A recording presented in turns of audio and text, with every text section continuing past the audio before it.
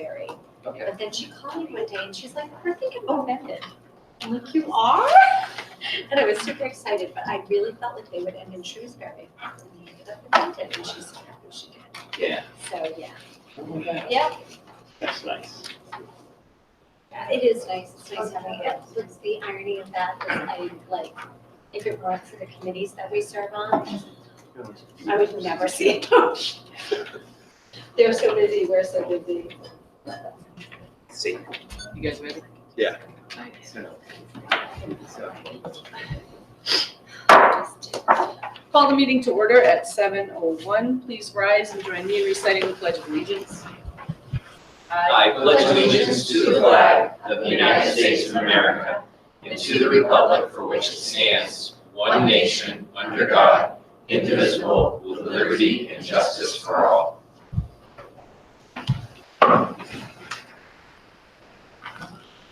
All right, our first order of business is the approval of the agenda. Do we have a motion? Motion to approve the agenda. Second. Okay, all those in favor? Aye. Any opposed?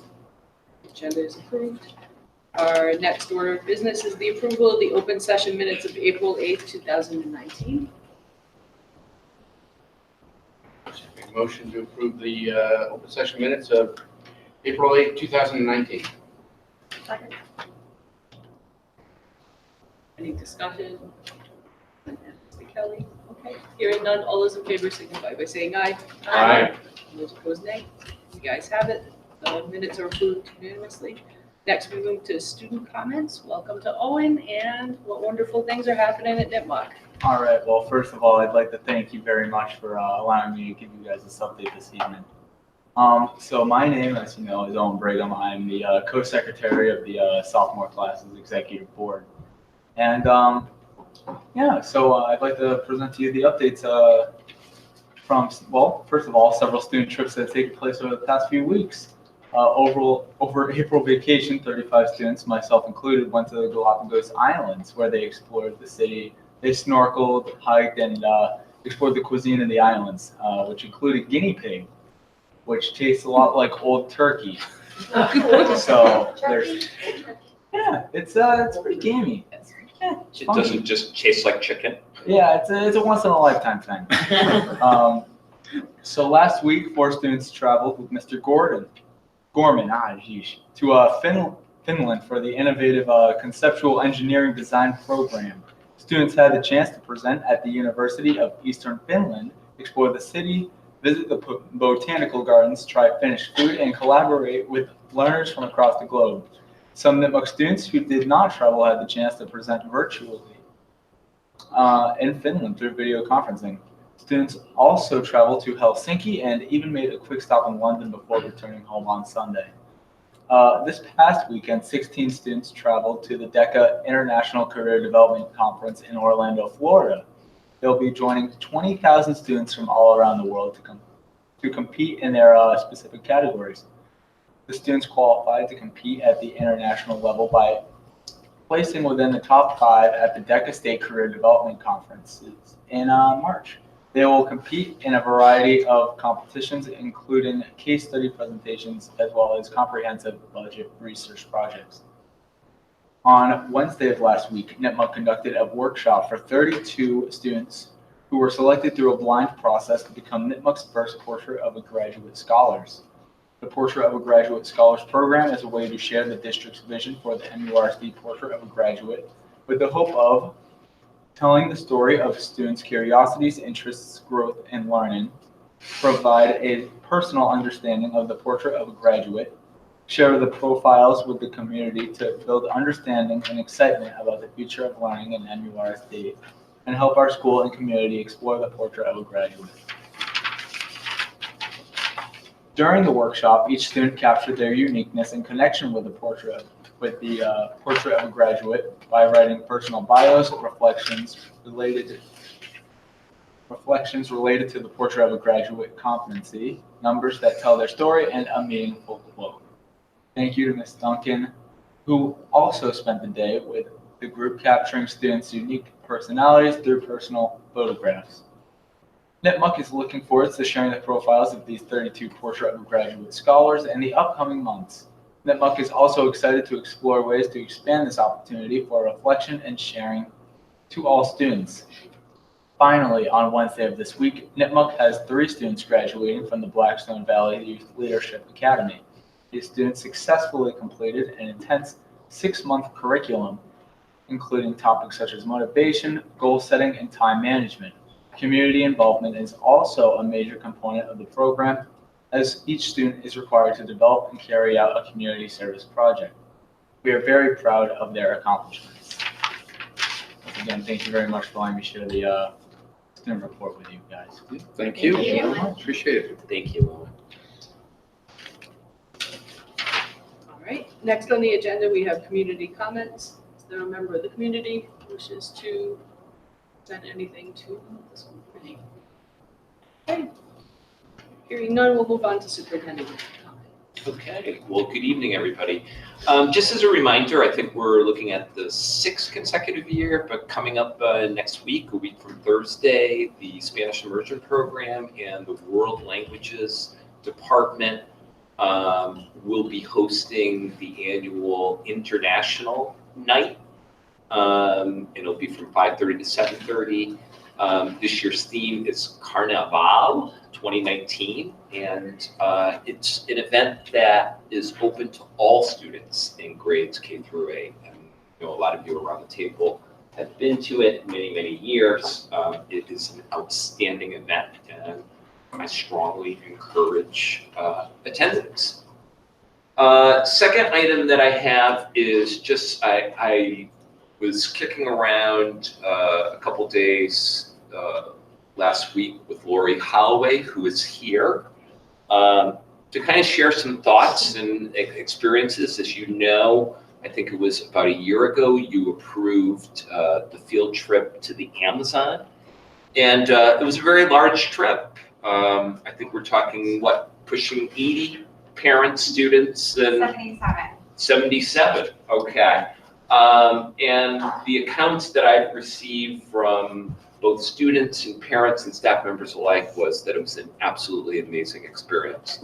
So I've asked Lori to just share a couple thoughts and maybe talk about what her thinking is as far as next steps. Yes, I've got some pictures to share, if I can just airplay this. What room number are we? It is this funny code DY3V329Q GNRM, of course, very simple. Do you see it? Yes. Okay, I'll disconnect myself. Oh, you already kicked me off, okay.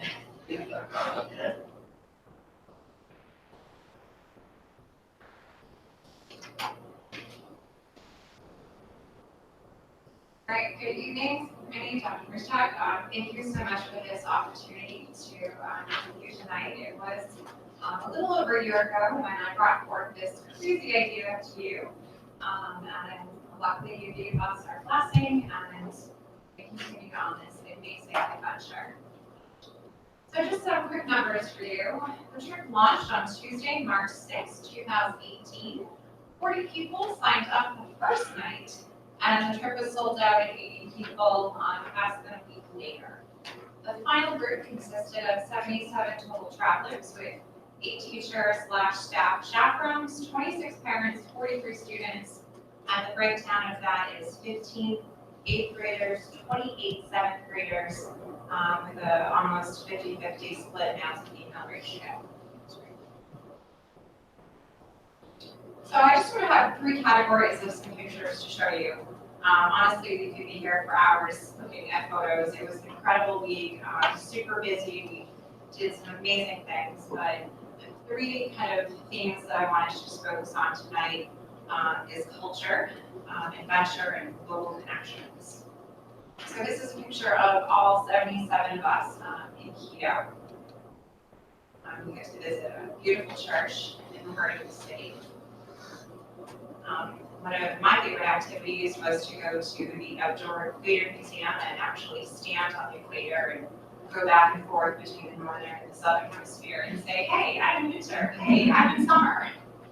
And there was a lot of fun science experiments to do on the actual equator itself.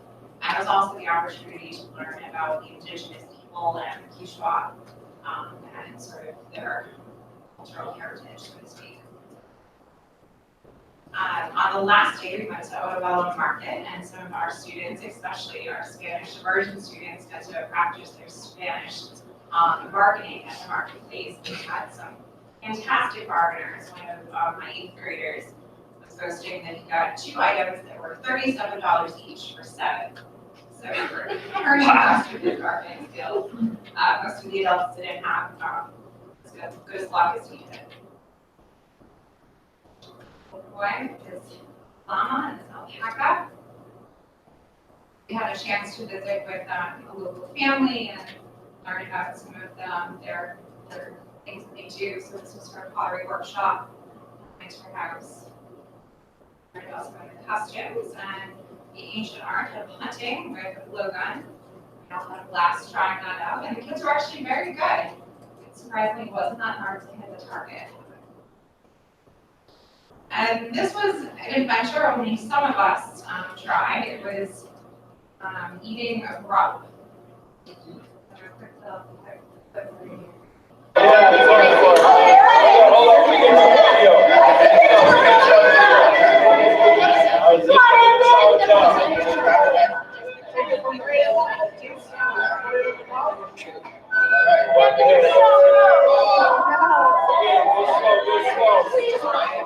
Is it alive?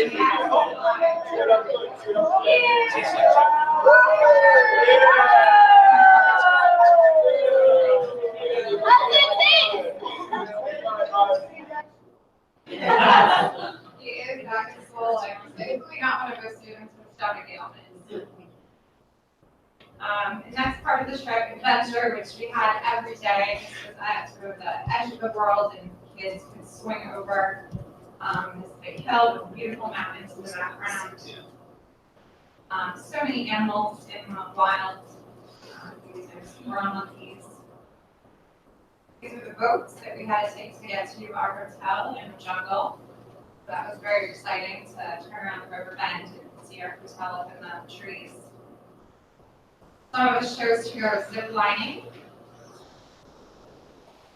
We thoroughly enjoyed whitewater rafting, and some of my favorite memories I really saw the teams really gel together, the kids work together, help each other out. Kids that were nervous in the beginning of the day were so excited, and just really their confidence grew, and it was just so heartwarming to see. One of my 8th graders actually, we were the only raft that practiced water rescue, and no one wanted to do it, so I jumped in. And one of my own 8th graders, actually no, he was a 7th grader, he pulled me up out of the water onto the raft, so that was a big moment for him, and he did a great job. And this was my rafting group, and our guide found these flowers in the trees and community money uses. It was just a really great fun day on the water. Lastly, local connections. So this was a local girl who was just watching our group when we went river tubing. One of the most, meaningful adventures for me was to visit the Animal Rescue Center and learn about the work that they're doing and how they're trying to help combat all the illegal wildlife trafficking. And that it's not just, we're taking care of these animals, it's trying to rehabilitate them and to reintroduce them into the wild. But as we learn, some of the damage they do to these animals prevent them from ever going into the wild again. So if we ever have the opportunity to go back, I would like to continue our work with this foundation. I was just so impressed with everything that they were doing down there. We also had the opportunity to visit 2 local schools. One had only, I think, 23 or 26 students, and the other one was a little bit bigger. Our group really enjoyed interacting with students, and we brought school supplies and stickers and toys, and really brought a smile to their faces and ours this day. This was snack time. I don't know, a woman with a wheelbarrow showed up on the field for the kids. ago. They were just great, great kids.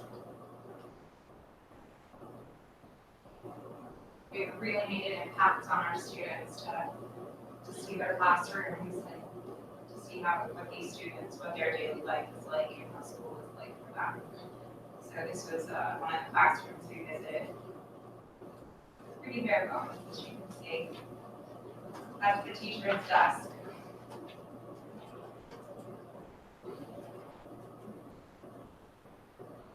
This was another classroom. Another school. And over here, you got your toilet paper, so take it with you before you go. Just desk again. Just some of the amazing children that we met. This is one of my favorite memories.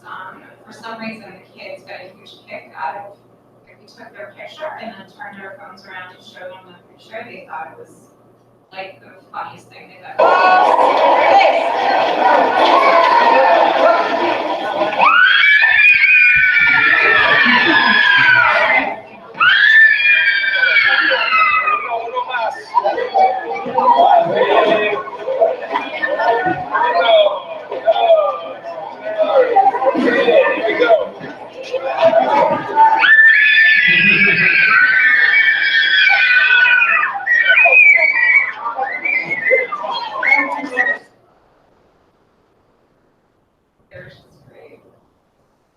obviously our students, special moment.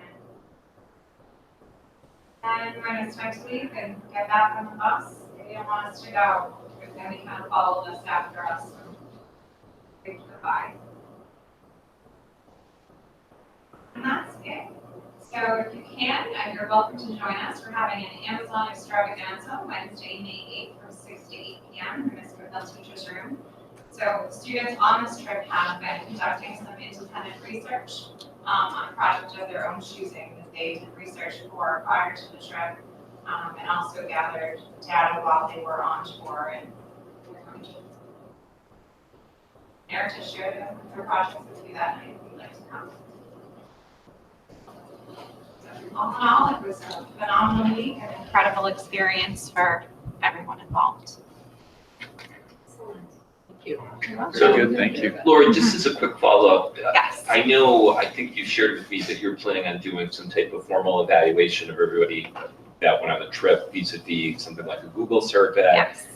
Have you gotten some of those results back? And Yes. do you have any formative thoughts? I know, it was literally just a week or so ago, but moving forward, doing the trip again, Sure. Maybe every year or every other year, what are some of your thoughts? Well, we had quite the delay in Quito, so we didn't leave till 3 a.m. So I had my laptop with me. So I actually started working on the Google survey that very last day. We were just killing time at the airport, and I sent it out a couple days after we got back. And so far, the feedback from everyone, parents, students, has just been so positive. They had an amazing time.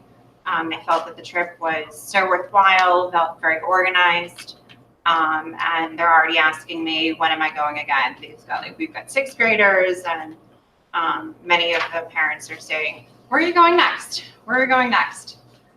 So my plan, obviously with your blessing, I think this was just such a worthwhile experience, and we've made some really great connections down in Ecuador with the Animal Rescue Center, with the different schools, with all of the people that we met. I would like this to be sort of a Misco Hill thing, so a reoccurring trip every other year. So going again in April 2021, opening it up again to 7th graders, 8th graders, and parents if they'd like to join us.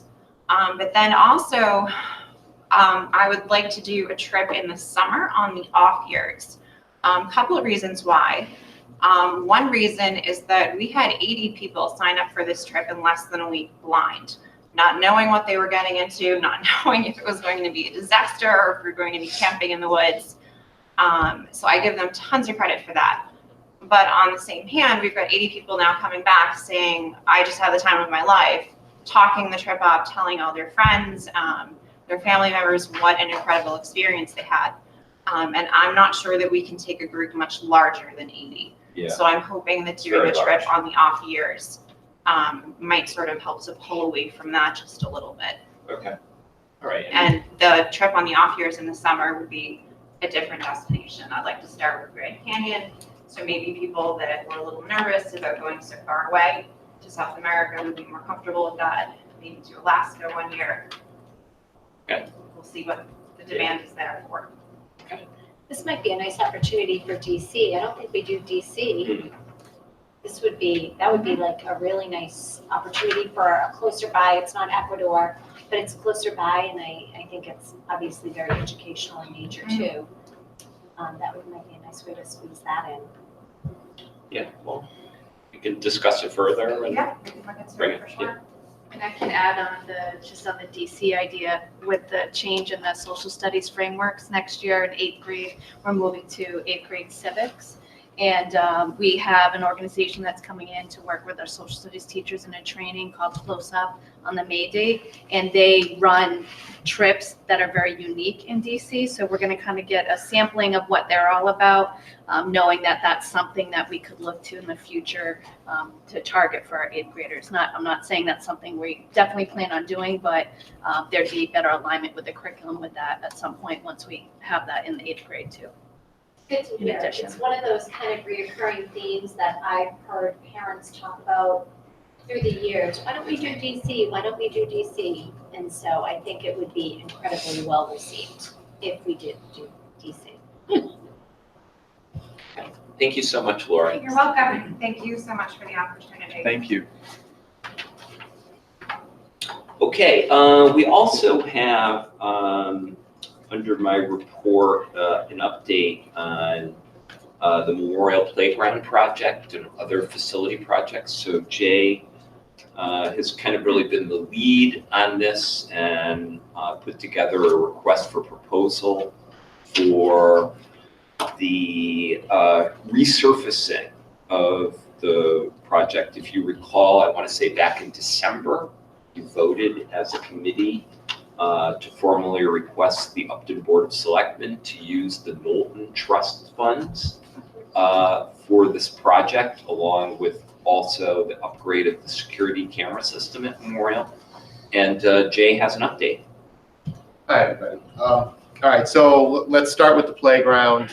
Joe's got it in his notes. We opened bids last week. We got 4 bids, which was 3 more than I thought we were going to get, so that was a good thing. I'm in the process right now of vetting the referrals and stuff to make sure that what the low bid actually is going to be able to do a good job. So far, everything actually is starting to look good. I've got another day's worth of some phone calls to make, and I think we should be all set there. This is a project that won't get done until the summer. We won't do this until school's out. They're going to completely remove everything there and put a new system in. We're also meeting this week on Wednesday. Ken Schweinier and I are meeting with somebody who does inspections for ADA compliance, because that was Upton Board of Selectmen was adamant that we bring it into compliance if it's not. I believe everything is okay, but I will find out for sure on Wednesday. So that's the update on that. The cameras, we kind of added the security cameras in when I went to the Board of Selectmen. It was something that's come up. The system wasn't working, so we had to replace part of it automatically. They agreed to include that in our request for this. That was done over April vacation. Those cameras are in, they're up and running. Everything is good on it. So that's the second building that we've been able to bring up into having, a decent set of security camera systems throughout the whole building. The other thing, and I didn't bring it with me, had we been at Misco, I would have brought it out for you to see. We believe we have solved the Misco Hill boiler issue, which is a good thing. And unfortunately, it turned out it was a needle in a haystack. It was a little metal coupling about this big that had a very small hairline crack right where it joined together, that you can take like a piece of paper and slip it in, but it caused the oil line to lose pressure, and that's what kept making the thing fail. But there was no leakage out of the crack? No. Wow. No, it was so tiny. It was like the last thing we finally checked before we were like, we don't know what's wrong. And we found this. They replaced that little piece. Unfortunately, it was probably about a $20 piece. So after, all the expenses that we went through to try and get this thing running, it turns out it was something actually relatively minor, but that's the way it works sometimes when you're looking for a little tiny minute thing. We probably won't know for sure till next year because we're at a point where the boilers are not running as much anymore. But since we've done this work, they've been running perfectly fine, nothing to shut down. So we're pretty positive about that. The Clough water treatment system, the DEP just approved the design last week. We got a letter saying that they were all set. We start to work on getting prices on doing that work, and then hopefully we'll get that done by the end of this fiscal year. I'd like to, because that has to take place. Other than that, facility-wise, we've got an issue. We had an issue here with the boiler. We have these like metal tubes that keep having to be re-welded because they crack. We've done about 8 of them over the years. We've done 2 this year already. We have to do another one there. Other than that, it's just routine maintenance stuff. You know, we're starting to get things up and running for the summer. What else was there, Joe? No, that's it. That's it. Did I cover them all? You did. Okay. And Budget update. last but not least, you also have in your packet the year-to-date expenditure report. I think it's safe to say that we're not going to run anything more on the snow and ice line. You know, you say that, but my brother who lives in Denver has got about 8 or 9 inches of snow today. So thanks a lot, Joe. Stop it.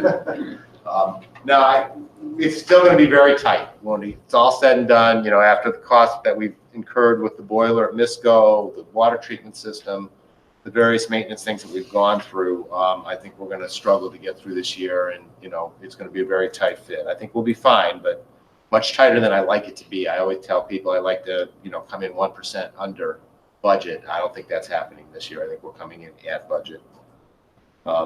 We've got about 7 or 8 weeks to go in the fiscal year at this point. So,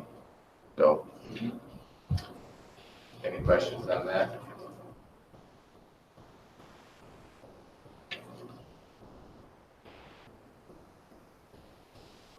Can't think of a question on that, no?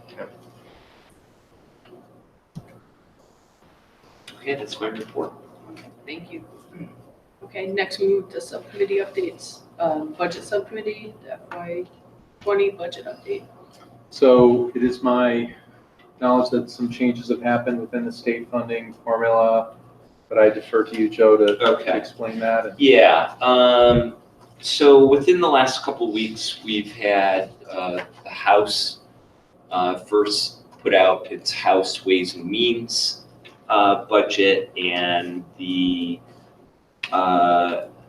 the final budget was approved by the House just on Friday. And as I say in my background notes, to say the least, it is grossly disappointing.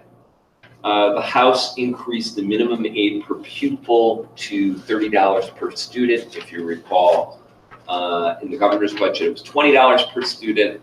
So in that, we gained an additional $22,010. The regional transportation was increased statewide to by adding an additional $5 million to it,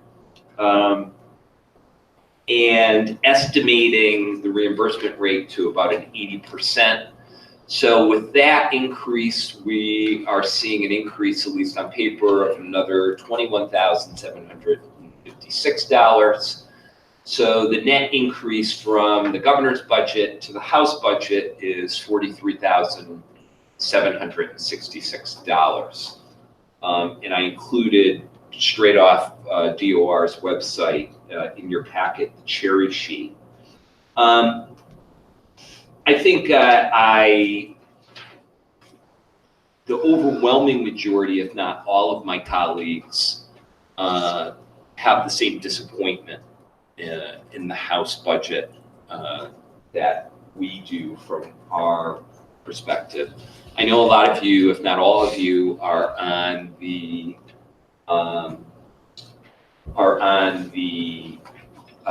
school committee, Massachusetts Association of School Committee listserv, and therefore you probably saw within the last couple of weeks some of the emails that went through that talked about the various amendments. So I think there was literally something like 1,000 amendments to the House budget, and highlighted were the education amendments. And there were amendments to up the minimum to $100 per pupil. There were amendments to have full reimbursement of, 100% reimbursement of regional transportation.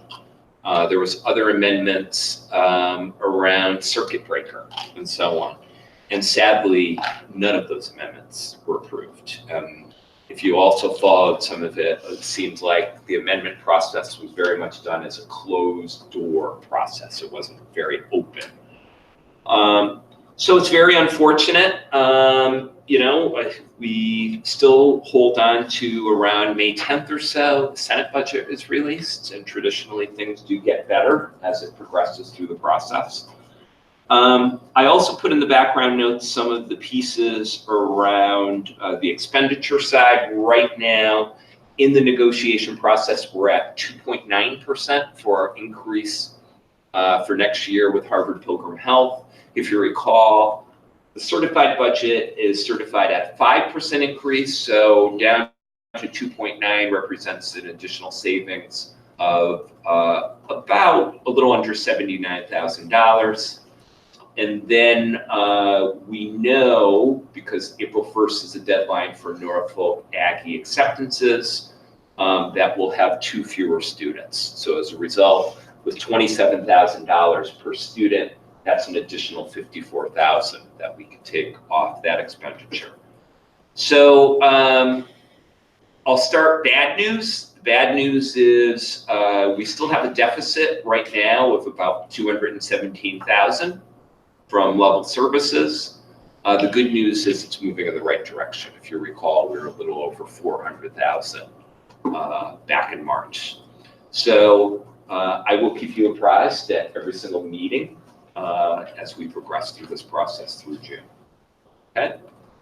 I'll show one more thing. I know some of you might have seen this already. We've been trying to put this out on social media.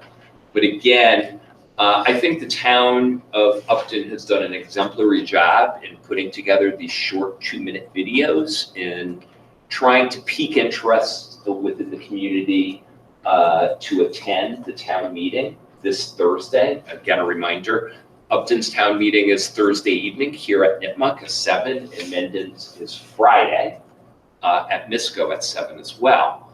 But I thought I'd share with you the video that we shot 3 weeks ago that kind of lays out next year's budget for the regional school district. Hi, I'm Joe Marusek, proud superintendent of the Mendon-Upton Regional School District. I'm here to say thank you for all of your ongoing support. Because of your support, our district and our students have never performed at a higher level. From awards and accolades, such as the district being named as an AP Honor District by the College Board, to our district being a Green Ribbon District by the U.S. Department of Education, to Nipmuc Regional High School being one of Newsweek magazine's top 500 high schools across America. Never have our students done better academically, in extra and co-curricular activities, and on the athletic playing field. And it's because of your support. We are deeply committed to the vision of a portrait of a graduate, as detailed in our brand new strategic plan, Inspire.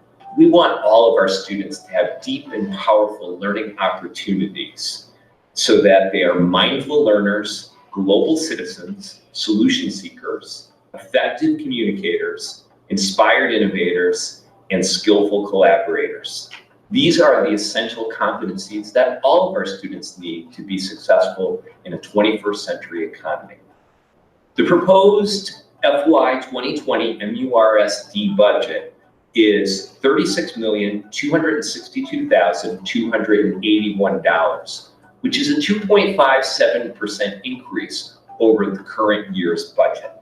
It is strictly a level services budget that is keeping in place programs, services, and staff that we currently have. Unfortunately, the district continues to be in a challenging place with regard to the state budget. As for FY 2020, we actually are receiving less state aid than we are in the current fiscal year. As a result, the onus for any operational increase falls on our two communities. For FY 2020, each of our communities has committed to funding the minimum local contribution increase. That is the minimum increase as defined by the state's funding formula. For the town of Upton, this is an increase of $592,741, or a 5.33% increase in the operational assessment. I realize that this is a significant increase. However, we have a challenge with state funding, as both of our communities, Mendon and Upton, continue to be below something known as target share, or the percentage that the state funding formula says that each town must contribute to public education. For more information on this and the entire MURSD budget, please go to our website, www.mursd.org. As always, thank you for your engagement and thank you for your ongoing support in helping us fulfill our mission, empowering all learners to thrive. Thank you. So again, kudos to the town of Upton and the staff that they had in to do the filming. I think it's highly professional, and again, it's super, super important for our parents and for our community to engage in the budget process. I mean, Joe, it's all of the facts that are relevant to Mendon as well. If you change the numbers, absolutely, it's the same video, right? Absolutely. So is there any way we can piggyback on that for our town meeting? I think we could probably do some creative editing and throw in some Mendon numbers as well. The husband-wife team that did this live in Upton, and they've been, their kids have gone through the system and so on, so I'm sure we could work something out. Yeah. All right, thank you. So we'll move on to new business. We were going to hear from Dr. Cohen with social emotional learning and M Urs D. Hi everybody, thanks for having me. Nothing I like more than talking about SEL because we've been doing a lot of work this year in it. So there's lots of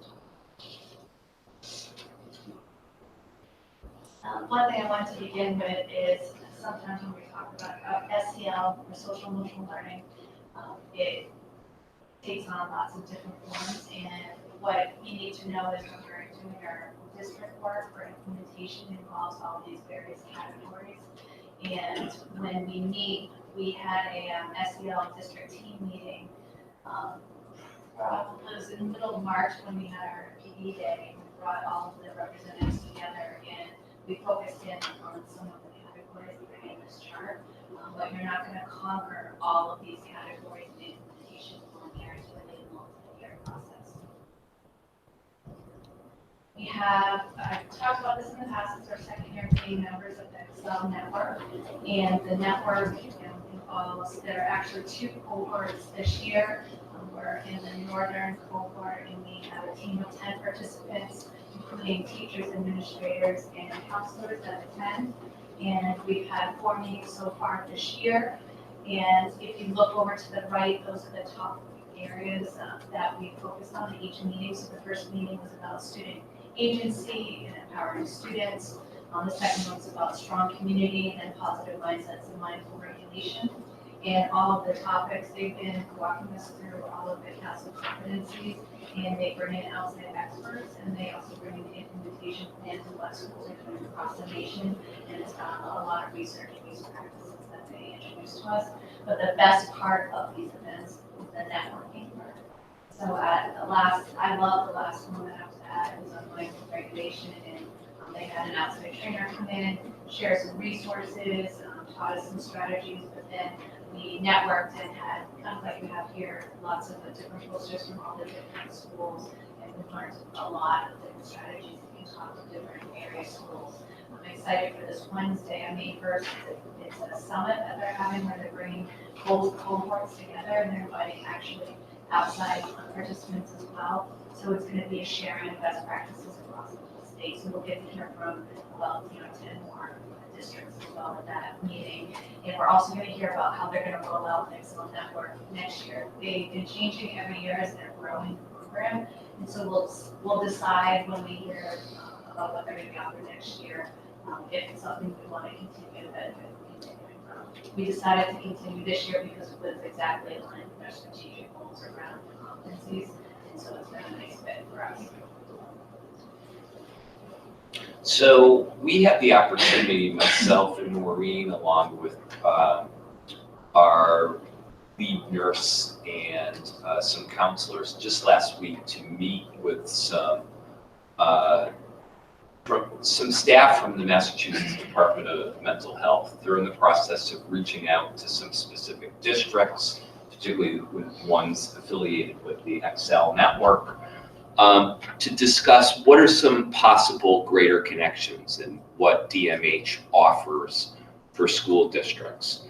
So we kind of talked about 3 specific areas. One, first and foremost, greater connections for students as far as them having actual clinicians to provide case management in some type of intensive programs, both inpatient and outpatient for families that qualify, where there's issues with regard to insurance or private pay or so on, or basically socioeconomic challenges. Secondly, which is something that really intrigues me, that they're starting to do more and more districts, is to provide professional development opportunities for staff, and giving staff specific strategies in dealing with managing anxiety, managing their own anxiety, or managing anxiety in students that they have before them. So they've had the opportunity within the last, I'd say, 2 school years, and they've got a lot of data to show some of the successes that they've had with that. And then kind of along the same line, they're also offering parenting programs, different workshops for families, specifically aligned with the piece in managing anxiety and some of the behaviors that go with that. So I think it was a very positive meeting. I think we're probably looking at, for one of our early PD days, probably the one in October, when we offer different workshops, kind of in an ed camp type model of having the folks from DMH available. Another organization I've been in contact with just recently this past month is the Massachusetts Partnership for Youth. And they have reached out to me because we were sending, let's say, about 10 of our staff members to one of this, and they reached out to let us know that if you're a member and you pay the membership fee, you have the ability to send any of your teachers, counselors, staff for free to the conferences, and they offer other services. So you pay a membership for the whole year, but it would probably be worth it considering like when I looked into it, sending a lot of staff members to some of their conferences. And so what it is a nonprofit organization, and it works with increasing the health and safety of students. They have a lot of speakers that will come out and do presentations for students, for training for staff, and also presentations for parents as well on various topics. And they also have these regional conferences that you can send people to, and they have specific youth programming as well. And you, as a member, you can receive up to 5 free in-service workshops each school year. So if we were to become a member of this group, and then we can bring them in on some of these workshops. I know in previous school districts we've had some of the speakers in, so I've seen they've been excellent. And so it's something we're pursuing to learn a little bit more about next year. Today, I got to spend the day with our wellness curriculum review. I don't recall, but we have 2 curriculum reviews going on this year. It's the start of a review cycle. So we have social studies, which met with last Friday, and wellness curriculum review team met today. and they're currently looking at the health, wellness, PE, SEL curriculum program. So it's a mixture of our health teachers, PE teachers, and our counselors who are working on it. They are in the final stages of their self-study report, and our goal is to finish the reports for both social studies and for wellness by the end of this year. And then we'd determine if we would give the presentation to share the report with you here at one of our end of year meetings, or if we run out of time, we'll do it right at the beginning of the school year next year. But a piece of it is to say, you know, what are we doing well, to share what our current programming is, but also to identify opportunities for growth and establish some action steps for the next few years. And then the next year, we'd initiate review teams for other areas. But we spent a lot of time on social emotional learning today, did a couple activities with them in addition to their work with us. And so they've been a great group to work with. We also brought together, I mentioned this earlier, at our March date, our SEL district team. Basically, we've had representatives doing work around different aspects of SEL. Remember that original image covers a lot of different areas. So we have members at our elementary schools and middle schools that are on PBIS committees. They presented on that in the past.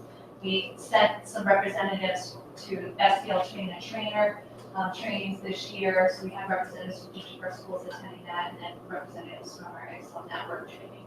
So we brought all of them together to have like a mini summit of our own in March. And the big focus of it was to review our school-wide implementation. We used a rubric, and this is just an example of one tiny aspect of the giant rubric that we went through on that day, where we assessed where we were at each of the buildings, ranking 1 through 4, what proper SEL implementation would be in all the categories.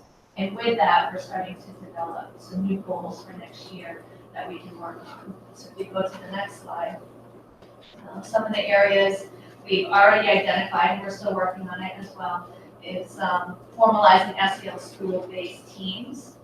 That would then come into that district team and make it more formal. To expand the PBIS implementation and data collection at the elementary schools. And we've done some initial work with PBIS at the middle school, but we haven't fully implemented it. So we would be piloting that at the middle school next year. We also want to talk about increasing communications with parents about various SEL supports and providing resources. And a theme that's definitely popping up, interestingly, not only is it popping up in district, but when I go to my out-of-district network, so I was at a Blackstone Valley Curriculum Consortium today, same exact thing came up in other area schools around cultivating staff SEL and building their own cultural awareness and competency with mindfulness, self-care, how to manage anxiety themselves so then they can help students. And one goal we want is to have this self-assessment that we did with the smaller SEL team, to have a school-led implementation club to all the teachers as well. So then we can get feedback on what they are asking for as well for our training for next year. So it's been really productive coming together. I know we'll come together as a group again to continue the work. So I just end with this. This is my favorite new saying.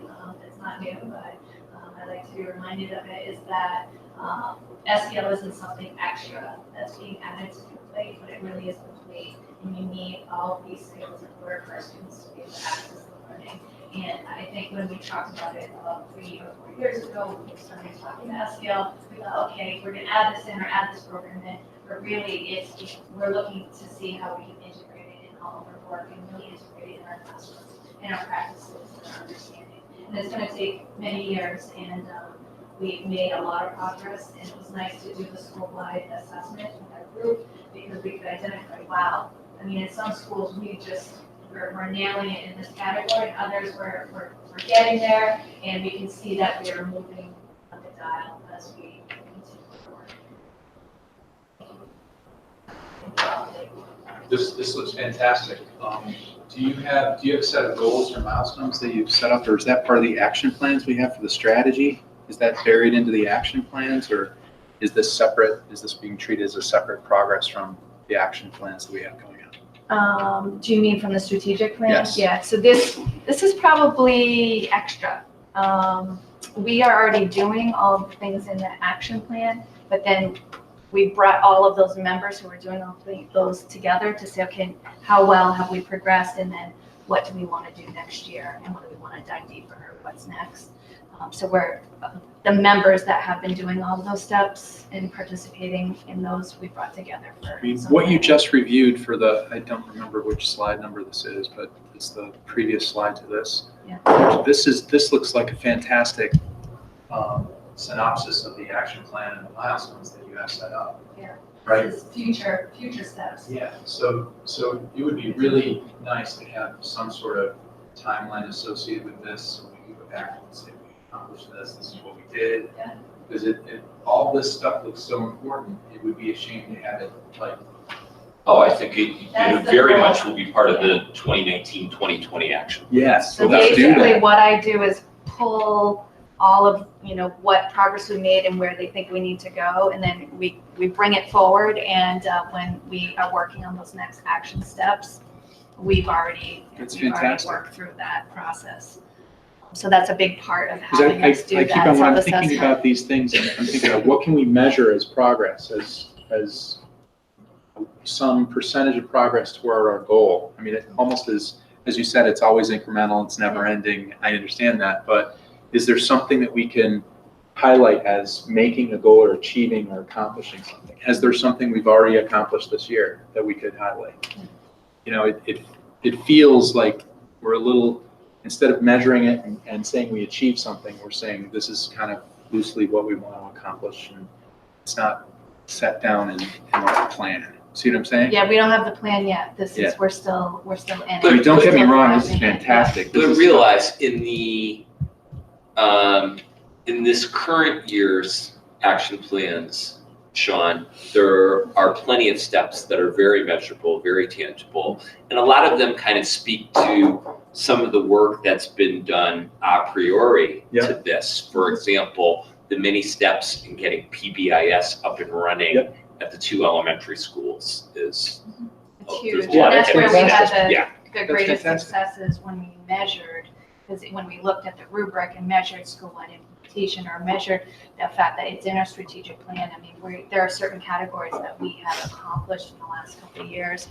And one of our main goals this year was to build staff understanding just in general, and through the book studies, everyone was identifying that they have this general understanding about it. Now it's about how do we integrate some of the strategies, which is what we've been learning this year in some of the trainings. How do we implement it better in the classroom? And a big piece we're finding out is we need to know how to do it ourselves. Yeah. And that's what's coming up. And what's I found really interesting is that a lot of other districts are saying the same thing at the meetings. They're saying, well, our teachers need to learn how to do it themselves as well, in order to practice it in the classroom. So we're gonna try to see how we can give some of those strategies next year. It's when I started getting involved with all the school committee, I guess you'd call it the meetings and the culture around it. It's really the culture. When I started to realize what social emotional learning actually meant for the students, it's mind blowing. And unfortunately, I think we tend to bury it in terminology which is not immediately accessible to the general public. So what you end up saying is, I'll say something like social emotional learning to someone, and their eyes glaze over and they go, "You're talking school speak." But this is incredibly important stuff. This is stuff that impacts our kids' ability to learn and really develop into human beings. So anything we can get out there that really highlights that we're doing great work here and shows that we're making progress according to a plan would be very helpful. I mean, everything you're doing is fantastic, Maureen. I wish we could put it in something that would have a very good impact on our public, so that they know that we're investing in something real here. Just had a quick question also. The DMH connection, is that something that we're exploring? Is that like happening? Just had a meeting and we're not sure where it's going? No, I would say it's definite. There's strong interest in working with us, and we've committed at a minimum to next steps of bringing them in for PD for staff. Also, Carrie Fagan and Leslie McGinnis were with us as well. And as far as them identifying specific cases that they knew of, specific students and families that they'd really like to make that connection for some of their specific clinical programs. That is also a tangible next step that's coming out of it. We learned they can consult with us on student cases and can help with that case management, what resources are out there. And so immediately, Carrie Fagan said, I'd love to be able to connect and connect the people that we talk to with the rest of the counselors. So then when they have student team meetings and need extra supports, they'd be able to consult, which is a great resource that we didn't know existed. Yeah, that's So fantastic. that was great to be able to be in contact with them for that purpose. And that would be like in conjunction with some of the existing resource partnerships we Yeah, have in the I, community? to be very honest, Vicky, I see it as another piece of the puzzle. I can't honestly say it's a big piece of the puzzle, or is it a really microscopic piece of the puzzle. The opening part of the meeting is the director of the Central Mass office introduced herself to us, and she showed a map of her region. And it was literally like the entire central part of the state. And when you see a map that shows all the outlines of all, she's like, well, yeah, it's a little challenging because it's 62 different communities. And I automatically thought, like, really? I mean, gotta be kidding me. But she spoke very passionately, very, had a lot of handouts with regard to specific programs. And I think if we try to have very focused, specific functions, again, I think it could be a piece of the puzzle. We're using Riverside a lot. We're using community impact out of Whitensville and so on, but they're also really stretched. And, I have no illusion. I know DMH is probably also very stretched, but if we can have some specific things that we can plug them into and target them, I think it could be successful. I just wanted to be clear that it's an additional resource, it's not replacing any of the. No, absolutely Yeah. not. No. For sure. Yeah, The PD for staff, I think, would be a good piece to, it's a good start. Yeah. start with. Can you say that again, Dorothy? I didn't hear you. The PD for staff. Oh, yeah. Yeah, I was thinking the same thing too. It's kind of like the plate under the plate. Yeah. It really is. It's like, how do you expect your staff to provide all this fantastic SEL curriculum that's integrated when they're falling apart? If they're stressed. If they're stressed. It's the plate under the plate. Yeah, I love that that's included. And I agree with your point too, Sean, that this is amazing work that we're doing, and it's integral to all the other things that are on the plate. And we need to get that message out there so parents know we're doing all this amazing work with their students on a daily basis. But then, kind of to your point, Vicki, too, like when there are issues and we need resources, part of this is a big another puzzle piece to make sure that our kids are getting what they need.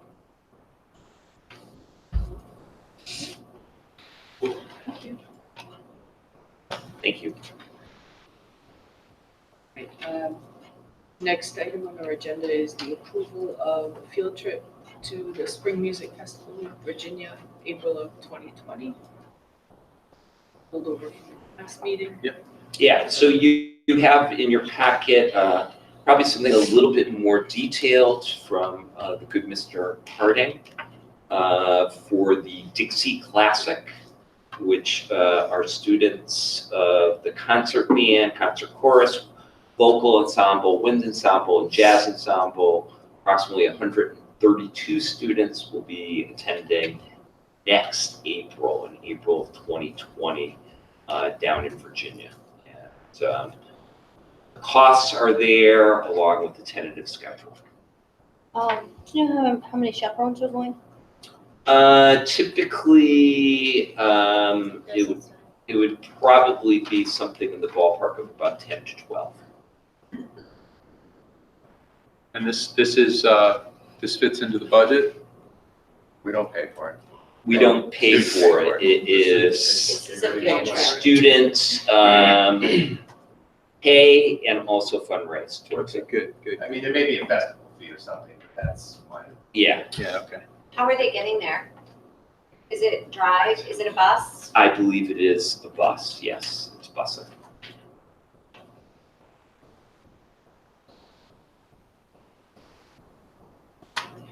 Motion to approve the Virginia music trip for 1919, 1920. I'm sorry, 2019. Or 2025. April 2020, okay. We'll keep it in this century. Because if they're flying in 1919, it's a big flight. No, keep it in this century. All right, motion's been made. Is there a second? Second. Any further discussion? Hearing none, all those in favor signify. Oh, wait, I have one more discussion topic. Oh. I just want an Can we- advertisement here. Oh, okay, let's okay, just go ahead, go ahead. Approve. Okay. Okay, so, all those in favor signify by saying aye. Aye. All those opposed, nay. The trip is approved unanimously. Take it away, Mr. Nicholson. All right, I would Two like to announcements. advertise that our students in the wind ensemble have accomplished something very special this year. Something we haven't been able to do in our history of the school. It's getting a gold medal at the MICA competition, and they've been awarded a chance, or they've been awarded a time slot to perform at Symphony Hall in Boston. And that's coming up this weekend. It's a public concert. There's no entry fee or admission fee. You can go and see it if you want. And I think it's a fantastic accomplishment. And it's something that really, our school stands out at having a music program that excels in almost every way. How many of our ensembles have gotten a gold medal at this point? I think the jazz ensemble's gotten it. Now we have the wind ensemble. It's a really important accomplishment. It's, for lack of a better way, it's like it is like the Super Bowl of wind ensembles. I mean, it's really a special event. So, So just to add, so it'll be at Boston Symphony Hall, and we're slated to go on anytime between 12:50 and 1:20. and I think there's plenty of very good groups going to be there for the Yeah. whole day. So, And we're on for about 30 minutes. Yeah, good. So very Fantastic. great experience for our kids. Thanks for bringing that up, Shannon. Okay. Next, we have unfinished business. Is there any unfinished business to attend to? Hearing none, we'll move on to correspondence. We were just given the Mass Legislative Bulletin, which you may receive also at your home address, outlining the fiscal year 20 budget proposals Mass has put forth. And I'm not aware of any other correspondence. Okay, hearing none. Are there other matters not anticipated by this committee 48 hours prior to the posting? I just wanted to mention that we're heading to the Hill on Wednesday Yes, our day on the hill. to advocate. So any parents that want to contact any of us that have gripes or anything, it'd be very much appreciated. See if we can get one of those big checks. Yeah, it'd be nice. Be meeting with legislators at the State House And primarily about budget issues, I would expect. So, Yes. 4 of us are attending. All right, and other announcements, things we need to know? And Alice training is coming, or the. That is tomorrow evening. I believe I just left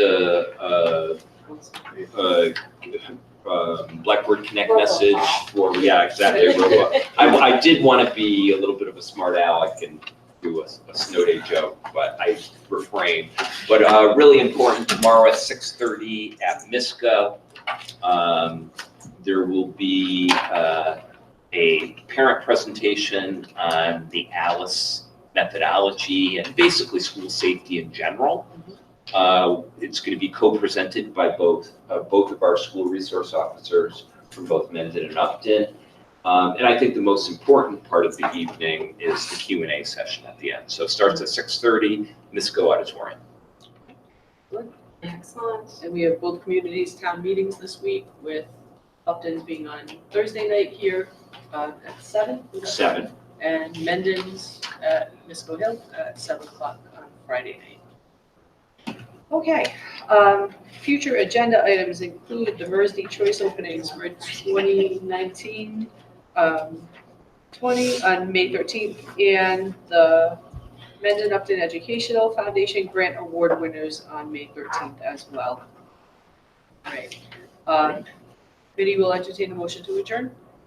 Motion adjourned. Second. All right, all those in favor signify by saying aye. Aye. Meeting is adjourned at Aye. 8:05. Look at the timing on that. Oh. You know, is that what you predicted? That is what you predicted. Not bad.